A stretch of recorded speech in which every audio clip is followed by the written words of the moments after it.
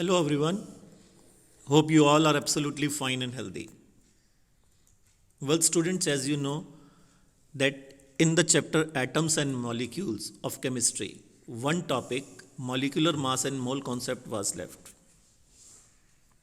Although we discussed this topic in classroom, and students who attended the class in last few days, now this topic is clear to them. But this session is for those students who could not attend the class. Correct? So, the last topic of chapter Atoms and Molecules, molecular mass and mole concept. This we shall discuss today. See, molecular mass. See, the molecular mass of a substance is the sum of the atomic masses of all the atoms in a molecule of a substance. किसी भी वो substance चाहे element का हो या compound का हो, उसके एक मॉलिक्यूल में जितने भी एटम्स हैं, अगर हम उन सब के एटॉमिक मासेस का सम ले लें तो that will be the molecular mass of that substance. And molecular mass is expressed in atomic mass unit. इसे हम एटॉमिक मास यूनिट यू से और सिंपली यू से एक्सप्रेस करते हैं. करेक्ट? तो एक बार फिर सुन लीजिए, molecular mass of a substance is the sum of atomic masses of all the atoms in a molecule. अभी हम एग्जाम्पल करेंगे तो ये आपसे ज़्यादा क्लियर होगा. See, calculate the molecular mass of nitric acid HNO3. Nitric acid का formula है HNO3. तो इसका मॉलिक्यूलर मास हम कैसे कैलकुलेट करेंगे? सी, HNO3 फॉर्मूला देखिए, nitric acid, this one molecule of nitric acid that contains one atom of hydrogen, one atom of nitrogen and 3 atoms of oxygen. And atomic mass of hydrogen is given 1 unit, nitrogen 14 unit and oxygen 16 unit. So how we will calculate the molecular mass of nitric acid? See, the molecular mass of nitric acid HNO3 is equal to atomic mass of H. देखिए यहाँ पर HNO3 में hydrogen का एक atom है, plus atomic mass of N, nitrogen का भी एक एटम है, लेकिन O3, तो नाइट्रोजन O3 यहाँ पर देखिए तो ऑक्सीजन के कितने एटम है? 3. तो 3 into atomic mass of oxygen. तो हाइड्रोजन का एटॉमिक मास 1, नाइट्रोजन का एटॉमिक मास 14 और 3 इंटू ऑक्सीजन का एटॉमिक मास 16. अगर इन सबको हम कैलकुलेट कर लें, प्लस कर लें, दैट विल कम 63 यूनिट. तो molecular mass of nitric acid is 63 unit. Correct? तो this is the way how we can calculate the molecular mass. Okay, और देखें, एक एग्जांपल और देखें. उससे पहले फार्मूला यूनिट मास देखें. सी, फार्मूला यूनिट मास ये भी मॉलिक्यूलर मास की तरह ही कैलकुलेट होता है, लेकिन इसमें क्या अंतर है? देखिए, the formula unit mass of a substance is the sum of atomic masses of all atoms in formula unit of a compound. Formula unit mass is calculated in the same manner as we calculate the molecular mass. जैसे हमने molecular mass अभी calculate किया है, formula unit मास भी बिल्कुल वैसे ही calculate किया जाता है. तो फिर दोनों में डिफरेंस क्या है? The only difference is that we use the word formula unit for those substances whose constituent particles are ions. जो कंपाउंड्स आयंस से बने होते हैं उनका फार्मूला यूनिट मास कैलकुलेट किया जाता है, और जो कंपाउंड मॉलिक्यूल से बने होते हैं उनका molecular mass. Correct? And what are molecular compounds and what are ionic compounds, that we have already discussed in the last session. Correct? तो फार्मूला यूनिट मास ऐसे ही कैलकुलेट होगा जैसे मॉलिक्यूलर मास कैलकुलेट होता है, लेकिन फार्मूला यूनिट मास उन compounds का कैलकुलेट होगा जो आयंस से बने होते हैं. Okay, now see, calculate the formula unit mass of aluminium sulphate. इसका फॉर्मूला है Al2SO4 होल थ्राइस. अब ध्यान से देखिए, इसके फॉर्मूले में Al2SO4 whole thrice, 2 atoms of aluminium are there. Sulphur के कितने एटम हैं इसे देखने के लिए आप देखें, सल्फर के फुट पर कुछ नहीं है तो यहाँ पर ये 1 माना जाएगा.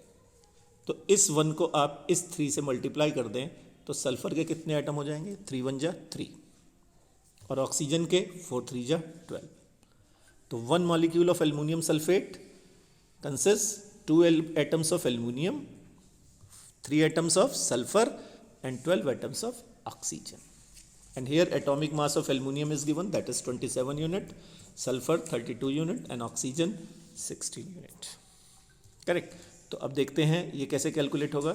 मॉलिक्यूलर मास, जैसा कि मैंने आपसे बताया कि एल्युमिनियम के कितने एटम से 2, तो 2 into atomic mass of aluminium plus 3 into atomic mass of sulphur. जैसा मैंने आपसे बताया कि ये ब्रैकेट के बाहर का 3 सल्फर के फुट के 1 से मल्टीप्लाई हो जाएगा, तो सल्फर के 3 एटम से, तो 3 into atomic mass of sulphur and plus 12, 4 3 जा 12 into atomic mass of oxygen. And atomic masses are given. Aluminium, atomic mass of aluminium is 27. Then 2 atoms are there, so 2 into 27. Sulfur, 3 atoms are there, so 3 into atomic mass of sulfur, that is 32. Plus 12 atoms of oxygen, and atomic mass of oxygen is 16, so 12 into 16. So 27 2 ja 54, 32 3 ja 96 and 12 into 16, that is 192. अगर हम इन सबको plus कर लें तो that will come 342 unit. तो formula unit mass of aluminium sulphate is 342 unit. Correct.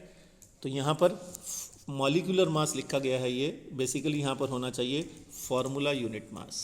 तो molecular मास ना होकर इसे आप करेक्ट कर लेंगे formula unit mass of aluminium sulphate. Correct.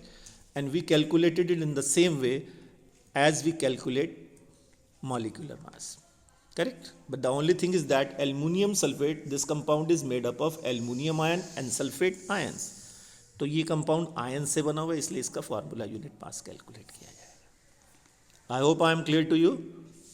Now moving to the next slide. अब देखिए, तो मॉलिक्यूलर मास और फार्मूला यूनिट मास ये आपको क्लियर हो गया. फाइन.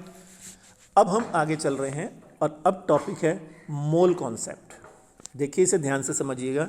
मोल कॉन्सेप्ट, इसकी न्यूमेरिकल प्रॉब्लम्स तभी हो पाएंगी जब ये कॉन्सेप्ट आपको क्लियर होगा.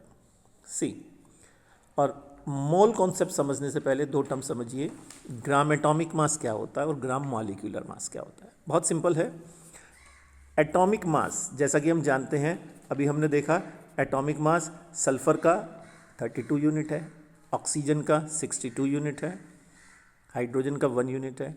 अगर हम इस एटॉमिक मास को एक्सप्रेस कर दें ग्राम्स में, then it is called gram atomic mass. तो atomic mass if it is expressed in grams, that is called gram atomic mass. For example, atomic mass of hydrogen is 1 unit, तो हमने इसे ग्राम में convert कर दिया, तो ग्राम atomic मास कितना आ गया 1 ग्राम. इसकी ज़रूरत हमें आगे की स्लाइड में पड़ेगी, इसलिए इसे समझ लें. Atomic mass of oxygen 16 unit और ग्राम एटॉमिक मास कितना होता है 16 ग्राम. तो सिंपली आपको U को G से रिप्लेस करना है जब आप ग्राम एटॉमिक मास निकालेंगे. ठीक है. तो इसी तरह से ग्राम मॉलिक्यूलर मास बिल्कुल वैसे ही है. If molecular mass is expressed in grams, that is called gram molecular मास. अब देखिए, molecular mass of hydrogen, hydrogen का जो मॉलिक्यूलर मास है, मॉलिक्यूलर मास H2. तो मॉलिक्यूलर मास जो है इसका, जैसे ऑक्सीजन का देखिए, ऑक्सीजन का मॉलिक्यूलर मास O2 होने की वजह से क्या होता है 32 यूनिट्स. तो O2 जो है 32 यूनिट्स है ऑक्सीजन का, 16 2 जा, क्योंकि इसके एक मॉलिक्यूल में 2 एटम होते हैं, तो इसलिए इसका ग्राम मॉलिक्यूलर मास कितना हो गया 32 ग्राम. 32 ग्राम है. ठीक है. और ये मॉलिक्यूलर मास हाइड्रोजन का जो है, ये बेसिकली यहाँ पर 2 यूनिट होना है, क्योंकि इसके एक मॉलिक्यूल में कितने एटम्स हैं 2, और इसका एटॉमिक मास है दैट इज़ 1, तो 2 इंटू 1 2 यूनिट्स. तो ग्राम मॉलिक्यूलर मास भी इसका ये 1 यूनिट की जगह यहाँ पर 2 यूनिट हो जाएगा. ठीक है. तो मॉलिक्यूलर मास जितना भी है, अगर आप उसमें ग्राम लगा दें तो आप इसे करेक्ट कर लीजिएगा. This is not 1, this is 2. Now molecular mass of water H2O. H2O का मॉलिक्यूलर मास देखें आप, तो H2O वाटर का जो एक मॉलिक्यूल है, that is made up of 2 atoms of hydrogen and 1 atom of oxygen. So 2 into atomic mass of hydrogen plus 1 into atomic mass of oxygen, and that will come 18 units. तो molecular mass of water is 18 unit. तो ग्राम molecular mass के लिए simply आप इसमें ग्राम लगा दीजिए 18 ग्राम. तो इन दो स्लाइड्स में हमने क्या पढ़ा, ग्राम atomic mass and gram molecular mass. If atomic mass is expressed in grams, that is gram atomic mass, and if molecular mass is expressed in grams, that is called gram molecular mass. Correct. And to convert gram molecular mass into gram molecular mass, we have to simply replace U by G. आपको simply U हटाकर, unit हटाकर ग्राम लगा देना है, तो वो आपका ग्राम atomic mass और ग्राम मॉलिक्यूलर मास में कन्वर्ट हो जाएगा. Correct. See the next slide. अब जरा ध्यान से देखिएगा मोल कॉन्सेप्ट. पहले समझिए कि क्या ज़रूरत थी इस कॉन्सेप्ट को इंट्रोड्यूस करने की, फिर इस कॉन्सेप्ट को तब देखेंगे. See, in everyday life we buy things in terms of number और इन टर्म्स ऑफ मास. ज़्यादातर आप देखा होगा या तो चीज़ें हम नंबर्स में खरीदते हैं या मास में. जैसे मास की बात सुने तो मास में हम खरीदते हैं तो जनरली किलोग्राम और क्विंटल ये यूनिट्स यूज़ की जाती. भाई हमने शुगर परचेज करी बाज़ार से तो काउंट करके तो परचेज नहीं करते, उसका मास लेते हैं and that is generally taken in kilogram. लेकिन अगर मान लिया गेहूं की बोरी है तो उसका मास ज़्यादा है तो किलोग्राम से बड़ी यूनिट है क्विंटल, वो यूज़ किया जाता है. But certain things we purchase in terms of numbers like eggs, banana, oranges, we purchase them in dozens. Correct. तो dozen it is a unit when we purchase things in numbers, and kilogram and quintal are the units when we purchase things in terms of mass. But we don't buy grains by counting grains. क्या हम गेहूं के दाने गिनकर खरीदते हैं? नहीं, क्योंकि गेहूं के थोड़े से मास में ही बहुत सारा नंबर आ जाता है, तो काफ़ी सारे हैं, ये गिनकर नहीं खरीदे जा सकते क्योंकि इनका छोटे होते हैं, नंबर ज़्यादा है. ठीक है ना.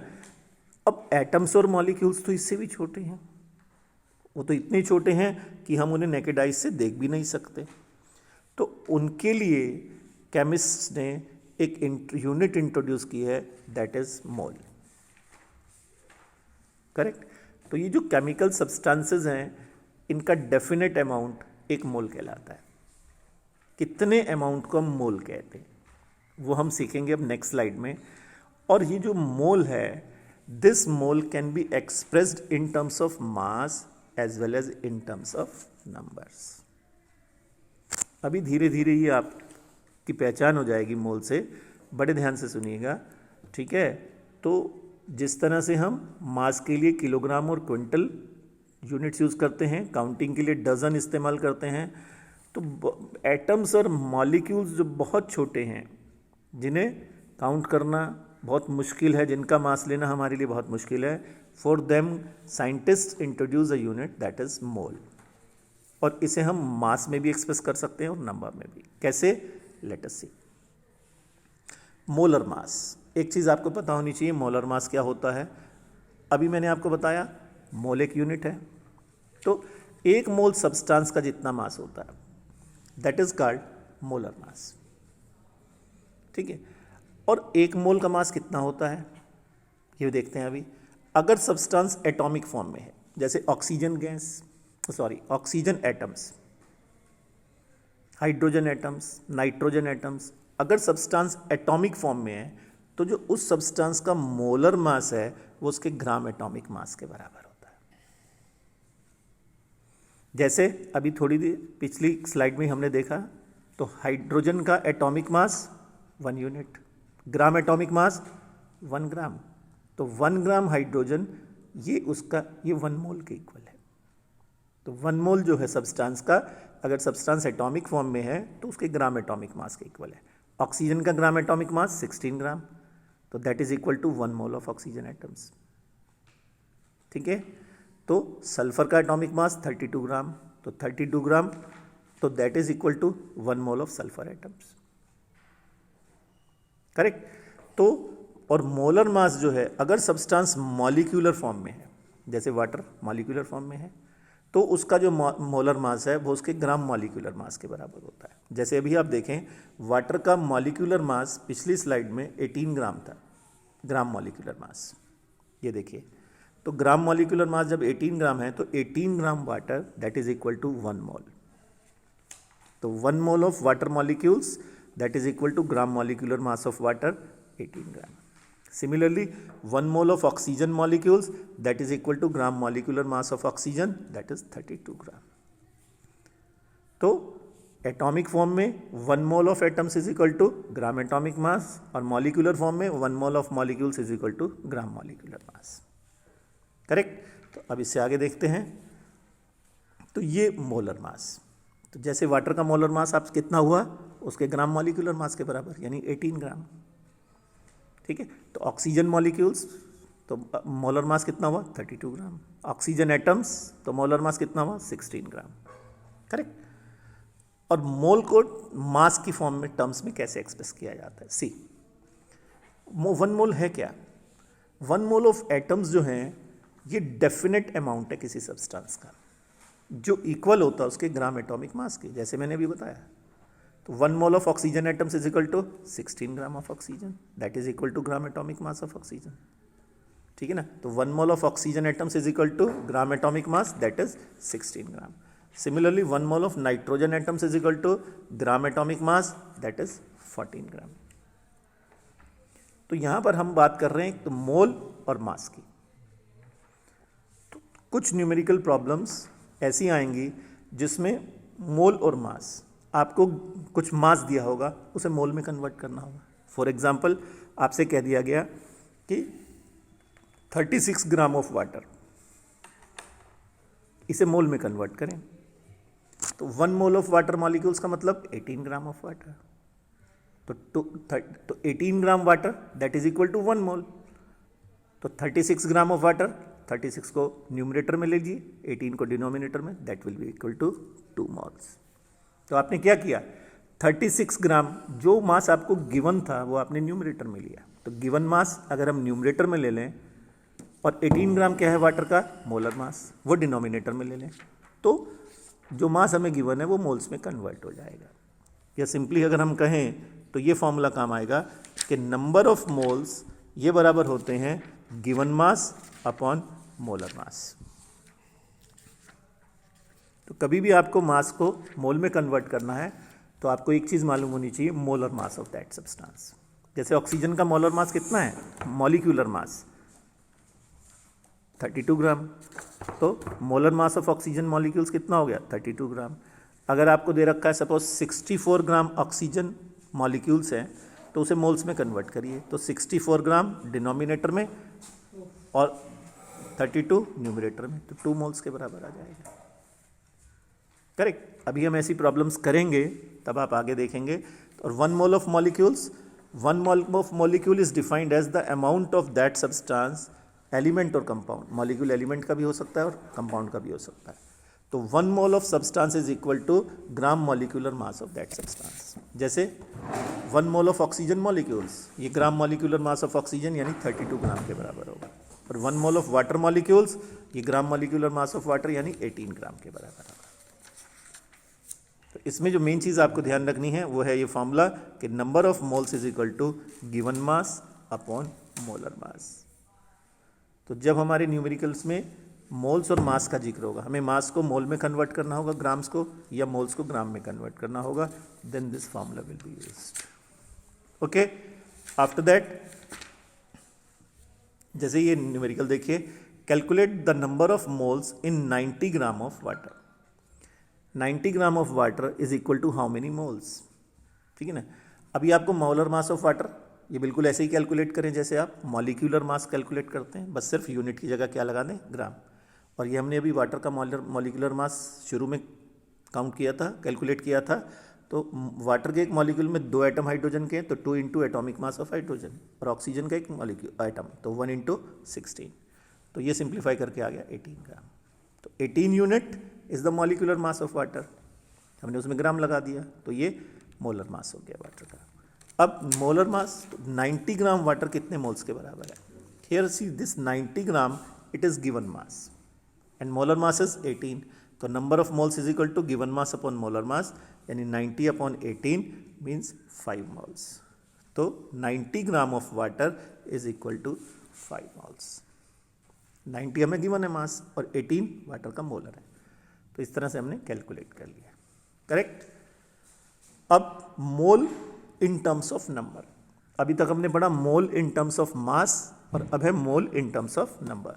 देखिए कभी भी हमें मान लिया जैसे अब हमसे कोई पूछ ले कि 1 मोल ऑक्सीजन मॉलिक्यूल्स है हमारे पास, उसमें कितने मॉलिक्यूल्स होंगे, या 1 मोल ऑक्सीजन एटम्स भी कितने एटम्स होंगे, करेक्ट। तो यहाँ पर कितने यानी नंबर की बात चल रही है। तो मोल और नंबर में क्या रिलेशन है वो देखिए, और ये नंबर एटम्स का भी हो सकता है, आयंस का भी हो सकता है और मॉलिक्यूल्स का भी हो सकता है। तो किसी भी पार्टिकल का 1 मोल, किसी भी पार्टिकल का जो 1 मोल है वो इक्वल होता है एक फिक्स नंबर ऑफ पार्टिकल्स के, और इस फिक्स नंबर ऑफ पार्टिकल्स को हम अवोगाद्रो नंबर कहते हैं या अवोगाद्रो कांस्टेंट, और ये नंबर है 6.022 इंटू 10 की पावर 23 पार्टिकल्स। किसी भी सब्सटेंस के 1 मोल में इतने पार्टिकल्स प्रेजेंट होते हैं। मैं अगर बात करूं कि 1 मोल ऑफ ऑक्सीजन एटम्स तो उसमें 6.022 इंटू 10 की पावर 23 एटम्स हैं। मैं बात करूं 1 मोल ऑफ ऑक्सीजन मॉलिक्यूल्स की तो उसमें भी यही फिक्स नंबर है 6.022 इंटू 10 की पावर 23 मॉलिक्यूल्स। मैं बात करूं 1 मोल ऑफ वाटर मॉलिक्यूल्स की तो उसमें 6.022 इंटू 10 की पावर 23 वाटर मॉलिक्यूल्स है। तो this number is fixed and this is known as Avogadro number और अवोगाद्रो कांस्टेंट। तो 1 mole of oxygen atom is equal to 6.022 into 10 to the power 23 oxygen atom, and 1 mole of oxygen molecule is equal to same number of molecules. 1 mole of water molecules equal to same number of water molecules. तो ये number constant है, इसे हम Avogadro number या Avogadro constant कहते हैं, correct. और अब इन दोनों के बीच में रिलेशन क्या है? इन दोनों के बीच में जो रिलेशन है वो नंबर ऑफ मोल्स और पार्टिकल्स में देखें। जैसे नंबर ऑफ पार्टिकल्स अगर आपको किसी सब्सटेंस के निकालने और आपको उसके मोल्स मालूम है, जैसे किसी ने आपसे पूछ लिया 5 मोल्स ऑफ वाटर, इसमें कितने वाटर मॉलिक्यूल्स होंगे, तो you just multiply this number 5 with Avogadro constant, you will get the number of water molecules. तो पार्टिकल्स का नंबर निकालने के लिए उसके मोल्स को अवोगाद्रो नंबर से मल्टीप्लाई कर दीजिए। लेकिन कई बार हमें मोल्स गिवन नहीं होंगे, आपसे ये पूछ लिया कि 52 ग्राम वाटर है आपके पास, उसमें कितने मॉलिक्यूल्स हैं, तो this time instead of moles mass is given. तो आप ये फॉर्मूला भी लगा सकते हैं, given mass upon molar mass into Avogadro constant.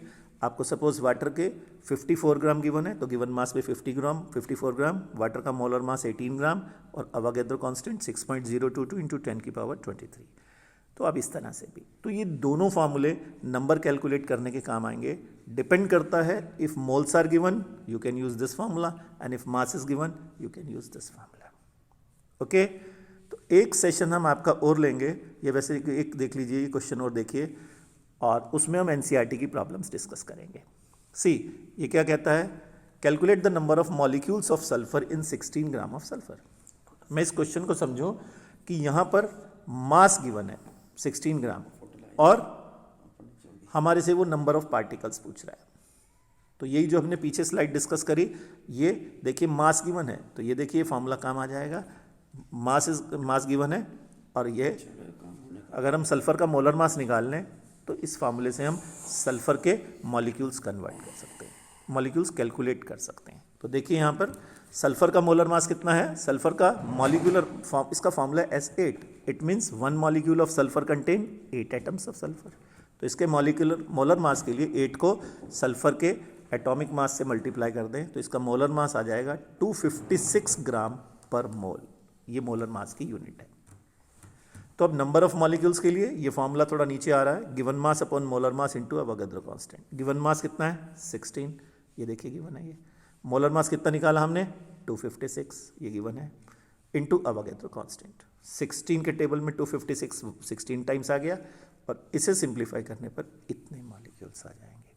तो it means 16 gram of sulphur contains 3.76 into 10 raise to the power 22 molecules. Okay, देखिए इसका फायदा यही है कि you just repeat this session again and again unless and until things are clear to you. Okay, तो that's it, and one session एक और लेंगे सेशन इसके बाद, in which we will discuss the NCERT problems. Okay, that's it for today, thank you very much, bye bye.